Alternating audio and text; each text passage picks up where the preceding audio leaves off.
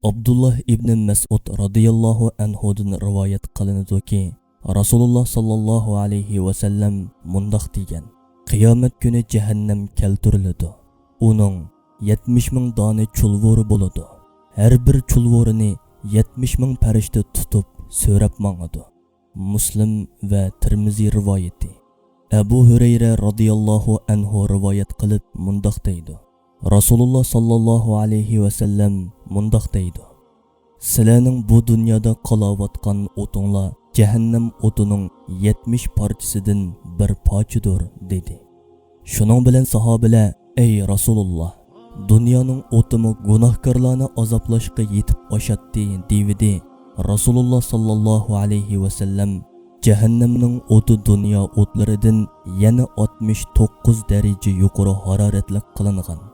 Bularning har birining harariti butun dunyo o'tining hararatiga tengdir dedi. Birlik kelingan hadis. Ey nafsim, sen mushu dunyoning o'tig'imi bardoshlik berolmaysan. Qo'ling shunchaki kuyib bo'g'icha necha kungacha qiynalib ingraysan-u, dunyoning o'tig'i bardoshlik berolmay turib, oxiratning 70 hassa haroratlik o'tig'iga qandoqmi bardoshlik bera olaysan? Yana mono ishni o'ylab boq.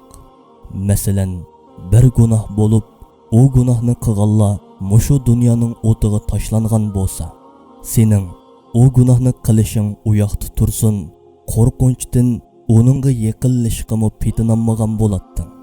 Shundoq turib, oxiratning o'tig'i nemishqa bunchavala qop yuraklik qilasan?